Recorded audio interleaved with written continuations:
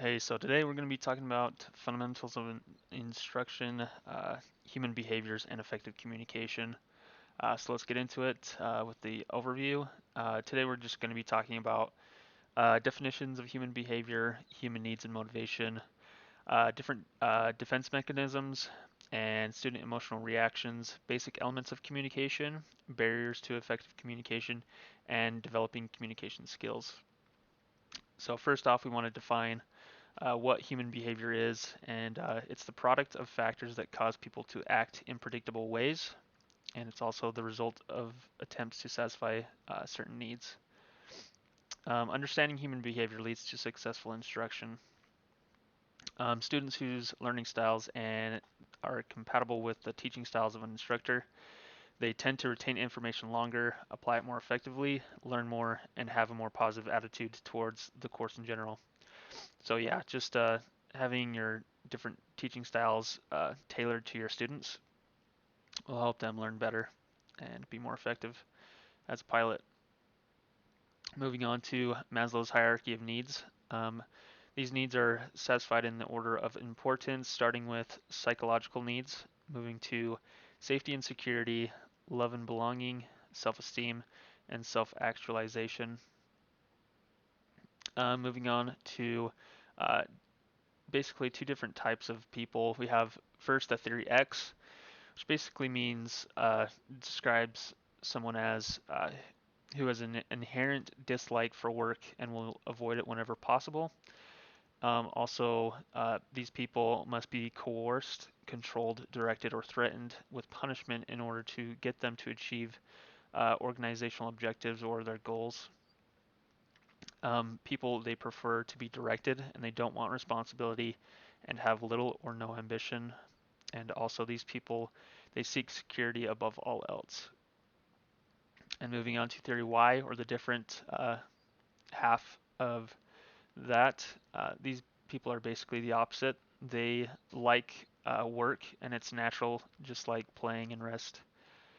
These people are they exercise self-direction if they are committed to their objectives.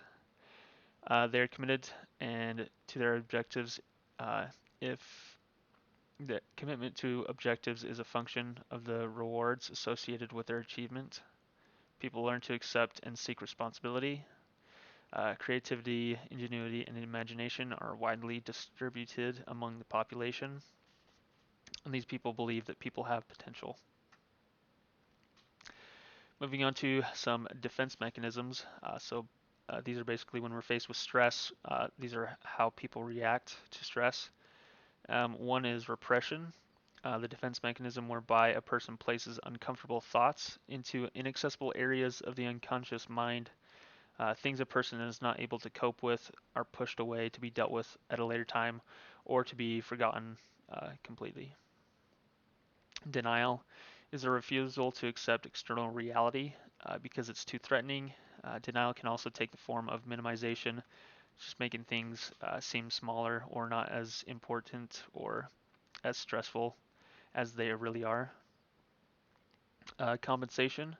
This is the process of psychologically counterbalancing perceived weakness by emphasizing strength in other areas. Next, we have projection. When an individual places his or her own unacceptable impulses onto somebody else, basically placing the blame for their failures on somebody besides themselves. Just moving the blame, blaming somebody else. Some other defense mechanisms are rationalization. This is a subconscious technique for justifying actions otherwise that would otherwise be unacceptable. Reaction formation. This fakes a belief opposite to their true belief because the true belief causes anxiety.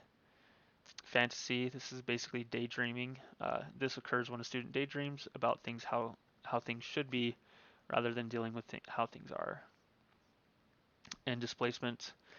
An, an unconscious shift of emotion, affect, or desire from the original object to a more acceptable, less threatening substitute. So basically, taking your mind off that certain subject or whatever's stressing you out and thinking about something else, something more positive. Next, we're going to be just talking about emotional reactions, and we want to start off by defining what anxiety is.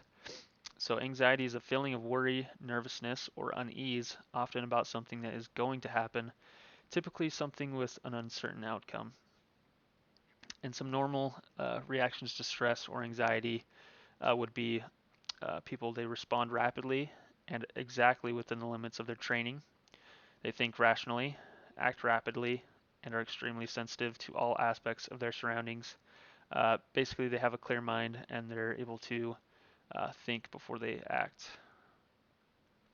Some abnormal reactions to stress, random or illogical responses, doing more than is called for by the situation, extreme over cooperation, painstaking self control, inappropriate laughter or singing, rapid changes in emotion, severe anger directed outward. Now moving on to some basic elements of communication. Uh, we need to understand what communication is, and communication is basically when one person is able to transmit feelings or ideas to another person or group of people. Basically, being able to share ideas. And there's three elements to effective communication. One is the source. Second is the symbols. Third is the receiver. And it's the job of the receiver or the student to take the source and the symbols that the instructor gives them and take basically uh, come to learn what's needed and what's not needed uh, in their studies. Um, how do we become an effective source? First, we want to use appropriate language and symbols, basically talking to your student at the level of their experience. Next, we want to be confident, knowing our subject area and putting a positive attitude behind the language and symbols that we use. Next, we want to use accurate and up-to-date and exciting materials, just because people, they learn better from pictures and videos and rather than just reading a textbook. How do we use effective symbols? Um, so something that Albert Einstein once said, if you can't explain something simply, then you do not truly understand it, and everything should be made as simple as possible, but not simpler. So we want to teach students entire concepts and not just partial ones. We want to explain why a particular subject is important. And we also want to use many different mediums to convey a single idea. So basically, other visual aids, pictures, or videos can shed some light at a different angle where a student can understand it better or understand it in multiple ways. Some How do we create a better environment for the receivers? We want to keep it simple, keep it exciting, use humor when appropriate, and we want to be an approachable and a likable teacher. We also want to tailor our teaching to our students' personality type and their learning style, just to help them retain that information and actually want to listen to the stuff that's being taught. So next, we have some barriers to effective communication, which is lack of common experience. So uh, we want to, in order to counter this, we want to speak to the student at the level they understand.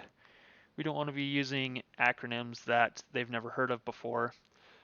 If we do want to, if that's the only way we can convey a message to them, we want to make sure that we explain what this acronym means and whatnot.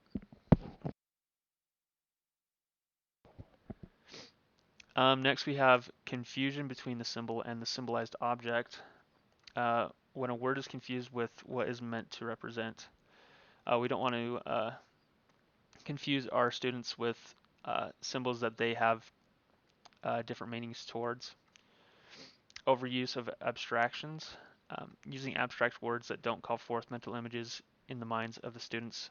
Basically the same thing. We don't want to use um, things that the student doesn't understand um, that will get them confused, and using language that is too vague. Next, we have interference. It's basically noise or other distractions, internal or external. Um, Some internals can be stress or hunger, and external is noise. And we want to try and eliminate that as much as possible. How do we develop effective communication and skills, communication skills? One is by role playing, by talking it out with either by yourself or with somebody that's learning with your student. Just practice. Next, we want to listen to students and their questions, asking good questions, and never stop learning and progressing. So there's always stuff to learn, and we can always progress. We're never perfect, and we don't know everything as instructors. So, but if we keep learning, we can help our students um, learn more as well. Um, the sources I've got for this lesson were from the Aviation Instructor's Handbook, and that's my lesson. Let me know how I did, and we'll see ya. Bye.